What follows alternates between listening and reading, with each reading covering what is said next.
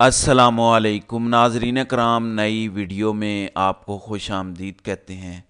اب ہر گزرتے دن کے ساتھ قاضی صاحب کی عدلیہ میں باقیات دم توڑتی جا رہی ہیں، یعنی وہ تمام لوگ جو قاضی کے کہنے پر آئین اور قانون کی دھجیاں اڑاتے تھے۔ یحییٰ آفریدی کے سپریم کورٹ میں کمان سنبھالنے کے بعد یحییٰ آفریدی کے پہلے چند سخت فیصلوں کی وجہ سے ان تمام لوگوں نے گھر جانا شروع کر دیا ہے۔ پچھلے چند گھنٹوں میں سارا منظرنامہ تبدیل ہوا ہے۔ سپریم کورٹ میں قاضی گروپ کے ججز، یعنی جو قاضی گروپ تھا اس گروپ کے ججز کے مستعفی ہونے کے حوالے سے بڑی پیش رفت ہوئی ہے۔ تفصیلات سے میں آپ کو آگاہ کرتا ہوں۔ دوسری امپورٹنٹ خبر ہے کہ یحییٰ آفریدی کے کمان سنبھالنے کے بعد اسلام آباد ہائی کورٹ سے حیران کن خبریں سامنے آنا شروع ہو گئی ہیں۔ بڑا زبردست فیصلہ عمران خان کے حق میں آج اسلام آباد ہائی کورٹ سے آیا ہے، اس کی تفصیل پر بھی بات کرتے ہیں۔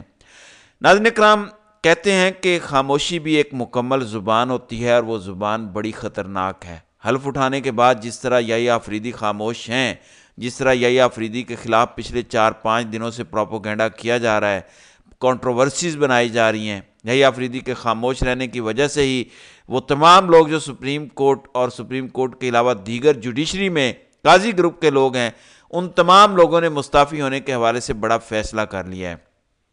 دیکھیں، پہلا پلان تو یہ تھا کہ Yahya Afridi chief justice of Pakistan بنے ہی نہ، وہ تو مجبوری تھی کیونکہ آئینی ترمیم کے مطابق سپریم کورٹ کے پہلے 3 سینئر ججز کا نام پارلیمنٹ کی خصوصی کمیٹی کو بھجوایا جانا تھا۔ حکومت کا خیال تھا کہ یحییٰ آفریدی چیف جسٹس بننے سے انکار کریں گے تو امین الدین خان جو چوتھے نمبر کے جج ہیں انہیں بنایا جائے گا۔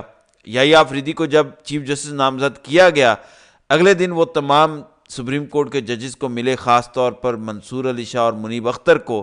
جب تمام ججز نے یحییٰ آفریدی کو اس منصب کو سنبھالنے کی تجویز دی تو یحییٰ آفریدی چیف جسٹس بننے کے بعد دوسرا ان کا پلان تھا کہ یحییٰ آفریدی پر زور ڈالا جائے کہ سپریم کورٹ میں سینیورٹی لسٹ یحییٰ آفریدی کے بعد شروع کی جائے، یعنی یحییٰ آفریدی سپریم کورٹ کے سینئر موسٹ جج، اس کے بعد آنے والا جج دوسرے نمبر کا سینئر پیونی جج ہو، اس کے بعد آنے والا تیسرے نمبر کا جج ہو، یعنی منصور علی شاہ اور منیب اختر کو مائنس کیا جائے۔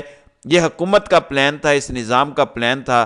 یحییٰ آفریدی کے ساتھ جو پہلی بیٹھک ہوئی تھی، کہا جاتا ہے کہ اس بیٹھک میں کچھ طاقتور شخصیات موجود تھے ایوان صدر کے اندر، اور اس میں یحییٰ آفریدی کو یہ اشارہ دیا گیا کہ اب سپریم کورٹ کی سینیورٹی لسٹ آپ کے بعد شروع ہوگی۔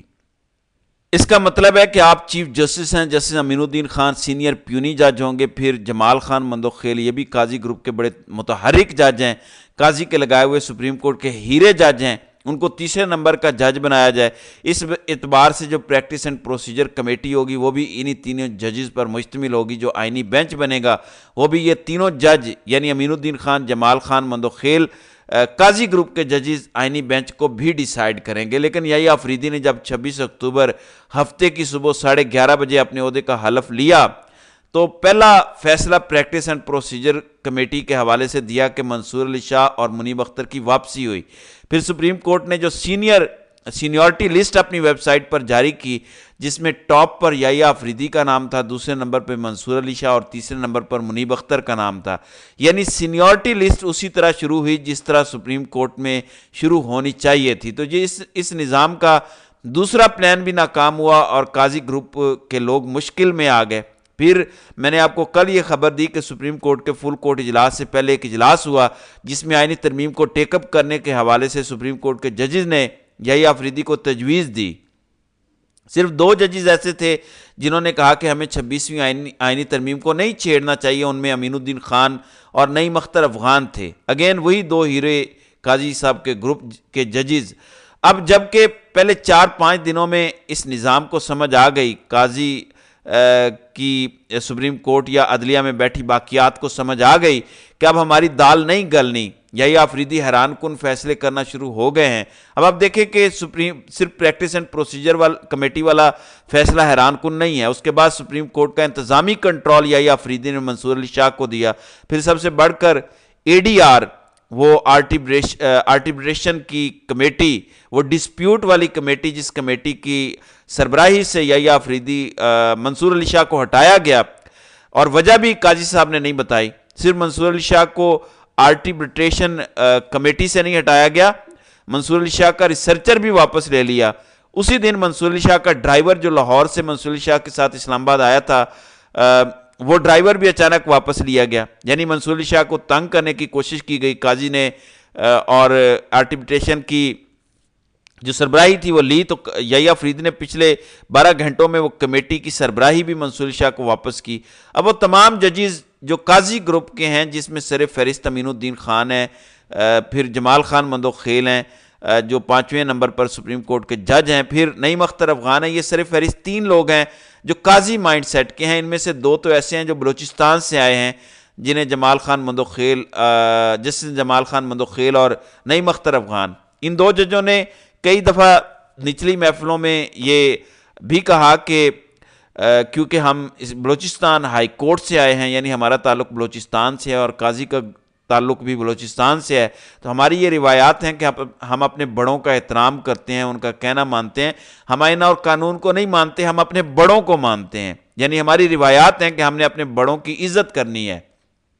अब काजी क्योंकि सीनियर जज थे इन दोनों से, इस वजह से ये दोनों जस्टिफिकेशन देते फिर रहे हैं इस्लामाबाद की निजी महफिलों में कि काजी क्योंकि हमारे बड़े हैं, बलोचों की ये रिवायात है कि वो बड़ों की इज्जत करते हैं, इसलिए काजी साहब जहाँ खड़े होंगे हम उनके साथ खड़े होंगे।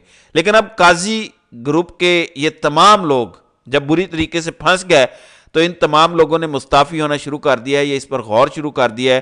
क्योंकि पहली उम्मीद तो ये थी कि शायद याहिया अफरीदी किसी अहम कमेटी में अमीनुद्दीन खान को बिठा देंगे, जमाल खान मंदोखेल के सुपुर्द कोई अहम जिम्मेदारी लगा देंगे, नईम अख्तर अफगान को कोई जिम्मेदारी मिल जाएगी। अब पहले 3 फैसले जो याहिया अफरीदी ने किए वो तीनों बड़े फैसले मंसूर अली शाह के हवाले से हैं, मुनीब अख्तर के हवाले से हैं। यानी याहिया अफरीदी ने सिर्फ काजी को जवाब नहीं दिया, इस निज़ाम को भी जवाब दिया कि काजी ग्रुप के लोगों का मुस्तकबिल कोई नहीं है अब अदलिया में, जितनी आइन की धज्जियां उड़ानी है, पामाल करना है, आइन को तबाह करना है, वो हो चुका। अब मजीद कम अज़ कम सुप्रीम कोर्ट ऑफ पाकिस्तान में ये टॉलरेट नहीं किया जाएगा। इसी वजह से हालांकि ये जो ADR कमेटी है, इस कमेटी के अंदर 2 मेंबर और हैं सुप्रीम कोर्ट के, जस्टिस आयशा मलिक और जस्टिस शाहिद वहीद, इन दोनों को इस कमेटी में रखा गया। काजी ग्रुप का एक जज भी नहीं रखा गया। तो ये क्लियर मैसेज था उन लोगों के लिए कि अब आपकी जगह नहीं है सुप्रीम कोर्ट में। पिछले चंद घंटों में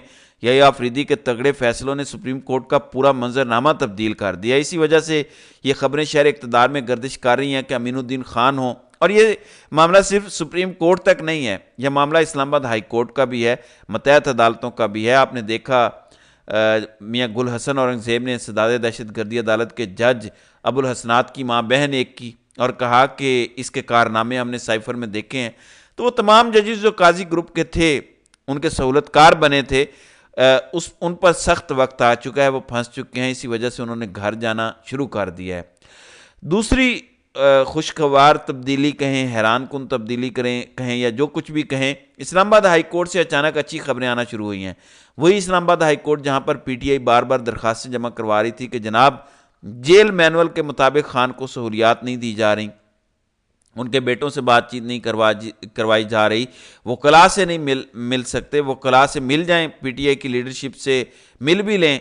अगर अडयाला जेल में तो सियासी गुफ्तगू नहीं करने दी जाती। यानी एक कर्नल साहब बैठे हैं जो ये तय करते हैं कि खान और PTI की सियासी लीडरशिप की गुफ्तगू क्या होगी। जहाँ पर कोई सियासी गुफ्तगू होना शुरू होती है वहाँ पर मुलाकात ख़त्म करवा दी जाती है। तो पिछले चंद घंटों में हैरान कुन तौर पर इस्लामाबाद हाई कोर्ट भी स्टैंड हो गई है। इस्लामाबाद हाई कोर्ट ने भी खान के हक़ में फ़ैसले सुनाना शुरू कर दिए हैं। पहला फ़ैसला सरदार एजाज इसाक खान ने सुनाया। उन्होंने कहा कि ये जो सियासी गुफ्तगू पर पाबंदी आयद की गई अडयाला जेल में, इस फैसले को कलअदम करार दिया जाता है। हालांकि इस्लामाबाद हाई कोर्ट ने पाबंदी लगाई थी। बहरहाल एजाज इसाक खान ने सियासी गुफ्तगू ना करने का फ़ैसला कलअदम किया और भरपूर इजाज़त दी कि इमरान खान अपनी पार्टी लीडरशिप से मिल सकते हैं, PTI के मामलात पर गुफ्तगू कर सकते हैं, कोई भी सियासी मामला हो, क्योंकि खान पाकिस्तान की सबसे बड़ी सियासी जमात के सरबराह हैं। उनको इजाज़त है कि वो किसी किस्म की भी गुफ्तगू कर सकते हैं। दूसरा फैसला इस्लामाबाद हाई कोर्ट से आया कि जेल मैनुअल के मुताबिक वो तमाम सहूलियात दी जाएं। पहले एजाज इसाक ने कहा कि व्हाट्सएप कॉल हो या कुछ भी किया जाए, हतमी रिपोर्ट जमा करवाई जाए कि इमरान खान की अपने बेटों से बैरून मुल्क एक हफ्ते के अंदर कितनी दफ़ा बातचीत करवाई गई। पहले तो ये बहाना बनाया जा रहा था कि जब सिक्योरिटी थ्रेट्स हों تو وہاں پر فون کی سہولیات ختم کر دی گئی ہیں، تمام تر قیدی جو موجود ہیں ان کے پاس سہولیات نہیں ہیں۔ اب آج ہائی کورٹ نے کہہ دیا کہ ہر صورت عمران خان کی اپنے بیٹوں سے ایک ہفتے میں 2 دفعہ ملاقات کروانی ہے، دیگر سہولیات دینی ہے، ایکسرسائز مشین خان کو ملنی چاہیے، باقاعدہ واک کے لیے ایک جگہ مختص کی جائے۔ یعنی اسلام آباد ہائی کورٹ کے اندر بھی آپ کو تبدیلی نظر آ رہی ہے، تو کہیں نہ کہیں یہ سپریم کورٹ میں کمان کی تبدیلی کا اثر ہے۔ یحییٰ آفریدی کے پہلے 4-5 فیصلوں سے کم از کم یہ میسیج ضرور گیا ہے عدلیہ کے اندر، نظام کو تو جو گیا سو گیا، عدلیہ کے اندر بھی گیا ہے کہ اب ہمارا چیف تگڑا ہے، اب ہمارا وہ چیف نہیں ہے کہ اگر ہم اس کو شکایت کریں گے، خط کے ذریعے بتائیں گے کہ ہمیں ڈرایا جا رہا ہے، دھمکایا جا رہا ہے، فیصلوں میں مداخلت ہو رہی ہے، تو یہ چیف خاموش نہیں بیٹھے گا، یہ کچھ نہ کچھ کہے گا۔ تو میں نے شروع میں ایک جملہ بولا تھا کہ خاموشی کی ایک زبان بڑی خطرناک ہوتی ہے، اور یحییٰ آفریدی اپنا حلف اٹھانے کے بعد سے لے کر اب تک خاموش ہیں، اور اس خاموشی کا پیغام اسلام آباد والوں نے بڑا سخت لیا ہے۔ اسی وجہ سے قاضی گروپ کے لوگ بہت برے طریقے سے پھنس گئے ہیں۔ تو ناظرین کرام، آپ کی اس ویڈیو کے حوالے سے کیا رائے ہے؟ آپ اپنی رائے کا اظہار کامنٹ سیکشن میں ضرور کیجیے گا۔